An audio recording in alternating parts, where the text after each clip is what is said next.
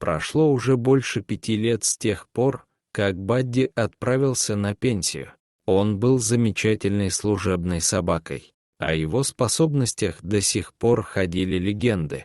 Хозяин Бадди, по имени Майкл, всегда восхищался инстинктами опытной ищейки, поэтому выход на пенсию стал обычной формальностью. Мужчина понимал, что собака навсегда останется прежней. На улицах Бадди не мог вести себя обычным образом. Он постоянно что-то выискивал, пусть и вел себя при этом максимально вежливо. Майклу еще ни разу не приходилось краснеть за своего питомца. В тот день Бадди вел себя как обычно, но в какой-то момент его как будто подменили. Пес рванул от хозяина, почуяв какой-то запах. Это было видно по его повадкам. Майкл пытался остановить своего друга, но тот не слушался. Хозяин собаки с трудом догнал своего скоростного напарника. Повезло, что Бадди остановился возле огромного старого дерева. Пес лаял, и этот звук содержал в себе много тревоги. Приближаясь к псу, Майкл не до конца понимал, что происходит. Он мысленно набросал несколько предположений, но все его догадки оказались неверными. Когда мужчина смог взглянуть на дерево, то он увидел лишь дупло в стволе. Наверняка там что-то было внутри, иначе бы Бадди не стал вести себя подобным образом. Звонить в полицию было бы странно. Конечно, коллеги Майкла не отказали бы ему в помощи. Но что он им скажет, что пес убежал и лаял на дерево? Однако Бадди непростой пес, и просто так он не ослушался бы хозяина. Мужчина решил искать улики самостоятельно.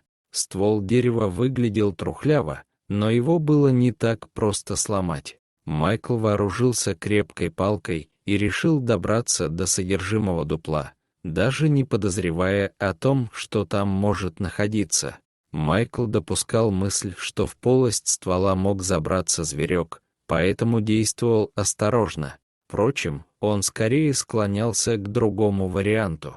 Вероятно, кто-то использовал дупло как тайник. В какой-то момент полость ствола стала видимой. То, что попалось на глаза полицейского, заставило его замереть на месте. Внутри ствола виднелась человеческая рука. Мужчина сожалел о том, что находился в парке совсем один. Сейчас ему совсем не помешало бы присутствие напарников. Хорошо, что рядом был Бадди. С ним было чуточку спокойнее. Майкл позвонил коллегам в участок и объяснил ситуацию. Изначально хозяином Бадди был другой полицейский, и сотрудники решили обратиться к нему за помощью. Майкл неплохо знал своего пса, но ему не хватало некоторого опыта. Бывшего хозяина пса звали Джон. Его удивил внезапный телефонный звонок подобного содержания, но мужчина решил проявить отзывчивость. Джон до сих пор питал к Бадди теплые чувства, пусть они и прекратили свое общение. В свое время бывший хозяин прошел вместе с псом немало трагических и сложных жизненных эпизодов. Однажды Джон был сильно ранен во время перестрелки с бандитами. Он находился в плохом состоянии несколько месяцев, и хотя врачи сумели поставить его на ноги, Бадди был передан другому хозяину. Пес не мог находиться в одиночестве так долго, а Майкл оказался идеальным претендентом для Бадди. Пес радостно бросился встречать бывшего хозяина. Их радость оказалась взаимной. Правда, визит Джона носил несколько иной характер. Еще по телефону он понял, что их ждет необычное дело.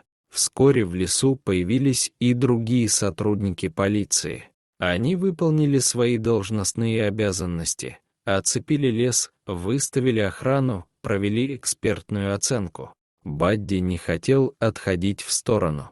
Он ждал выявления улик не меньше, чем полицейские. Мужчины решили полностью разломать трухлявое дерево, ведь оно все равно было мертвым. Помимо руки в стволе обнаружили серебристый жетон с инициалами владельца. А дальше случилось то, чего все боялись. В стволе находились останки мертвого человека. Его тело смогло полностью уместиться в этом огромном дереве. Один из сотрудников открыл именной жетон и немного опешил. Полицейские имели дело с трупом своего коллеги. На жетоне было написано имя Итан. Когда сотрудники начали доставать тело, они удивились еще больше. Труп оказался обычной тряпичной куклой, испачканной кровью. Примечательно, что и форма, и кровь оказались настоящими. Дело зашло в тупик. Кому понадобилось заниматься подобными вещами? И был ли в этом лесу настоящим труп? Неужели кто-то пытается запутать следы вот таким странным образом? Мужчины молча переглядывались друг с другом. Они не понимали, как им действовать дальше. Только Бадди мог быстро найти в лесу какую-то важную зацепку. Джон перекинулся с Майклом парой фраз. Он решил спросить его разрешения, как у нового хозяина пса. Разумеется, Майкл был не против. Полицейский взял пакет с уликами и позволил Бадди понюхать содержимое. Затем Бадди задумался и медленно отправился по своему маршруту. Собака не торопилась искать следы. Пес проверил несколько полян, полагаясь на свой нюх, а полицейские пристально осмотрели местность. Через 15 минут Бадди вывел их к следам на земле. Это были характерные отпечатки от автомобильных шин. Видимо, человек привез куклу на машине. Эксперт сделал слепок и поместил его в отдельный пакет. Полицейские надеялись найти и другие вещественные доказательства, но их не было. Бадди тоже молчал. Сотрудникам полиции пришлось вернуться в участок. Они принялись изучать штат работников, выискивая некого Итана. Выяснилось, что такой сотрудник действительно работал в участке несколько месяцев назад и был уволен за кражу документов. Его с позором выгнали, но расследование не проводилось. Кровь на полицейской форме совпадала с группой крови Итана. Полицейские сверили все необходимые улики и решили отправиться к Итану прямо домой. Только он мог прояснить ситуацию.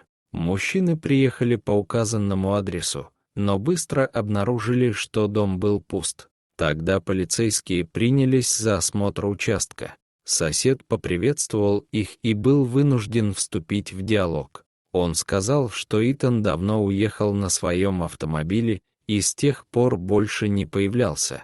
Сосед добавил, что Итан вел себя очень странно перед отъездом. Он перестал здороваться, был каким-то грубым и подозрительным. Полицейские спросили, в чем был одет Итан. Выяснилось, что он покинул дом в полицейской форме. Бадди был спокойным. Это означало, что Итана здесь нет. Джон поднял старые связи и узнал, что у дедушки Итана был домик в лесу. Это было единственной зацепкой для следователей. Сотрудники полиции решили попытать удачу и отправились к хижине. Итан был там. Его откровение поразило полицейских. Он был уволен с работы за кражу документов, но он не был преступником. Наоборот, он собирался рассказать правду про коррупционные схемы своего начальника, и эти документы служили прямым доказательством. Начальник узнал об этом и отправил к тому своих ребят. Полицейского сильно избили. Ему угрожали смертью в том случае, если тот не остановится. Итан был испуган. Он с трудом поднялся с земли и понял, что не может появиться в таком состоянии на людях. Он взял тряпичную куклу со свалки и нарядил ее в свою форму. Итан знал, что кто-то обязательно обнаружит странную находку. Ему повезло, что это был Бадди, бывший служебный пес. Итан скрывался в хижине, надеясь на появление подмоги. Теперь его надежды сбылись. Мужчина оказался добропорядочным полицейским, и это не понравилось некоторым людям в органах. Итан был спасен, а разбирательства с начальником еще только предстояли. Вот так служебный пес на пенсии распутал запутанный клубок полицейской коррупции и спас невиновного человека. Дорогие зрители, если вам понравилось это видео, то ставьте лайк и подписывайтесь на наш канал. До свидания.